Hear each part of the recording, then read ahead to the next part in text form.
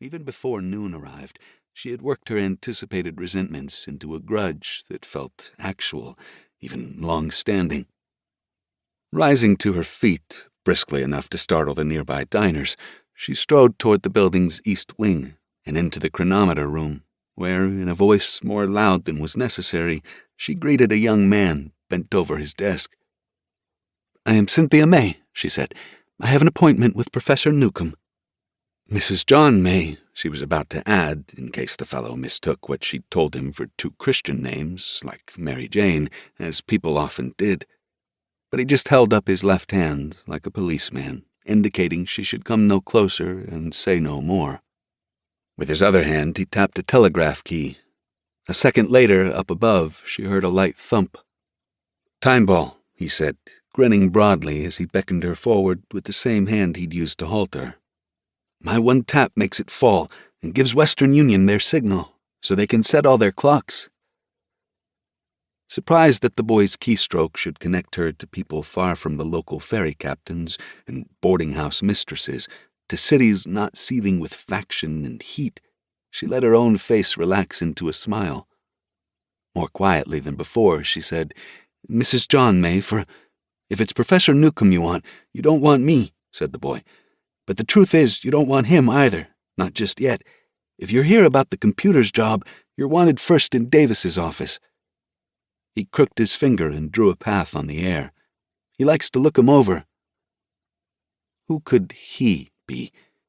Admiral Charles Davis had died 3 weeks ago. Cynthia knew so from both the Evening Star and Fanny Christian's most recent gentleman caller, a young ensign whose presence one evening at the boarders' table had been a rare concession from Mrs. O'Toole. Approaching the Admiral's office, she could see that she was right. Charles H. Davis was now no more than his portrait, which hung outside the door, draped in black, the late subject's walrus mustache and rectangular flaps of hair quite immobile and unwelcoming. Inside, she took her place on a bench between the two other applicants. Standing beside a desk, a much younger man, with the same flaps of hair and mustache, looked her up and down quite neutrally, not pausing in his drone of instructions to a slim, balding clerk whose nameplate identified him as Mr. Harrison.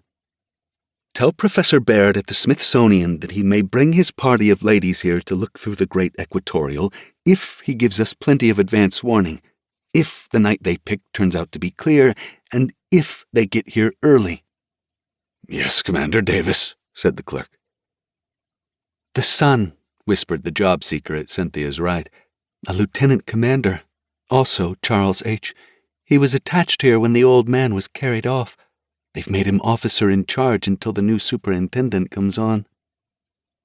Cynthia watched the younger Davis brush away a length of hair that hung in limp contrast to the stiff wisp of gold braids sparkling his uniform.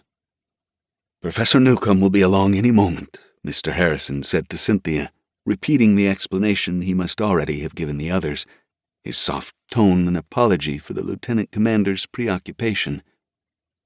"Then," said Davis, still standing over his clerk, "you can tell Mr. Morrison that the narrative of the polar expedition is not yet ready for issue, and when you're done with that, you can write Mr. Watson up in Oswego and tell him that the report he requests of the 1874 transit of Venus is not yet published."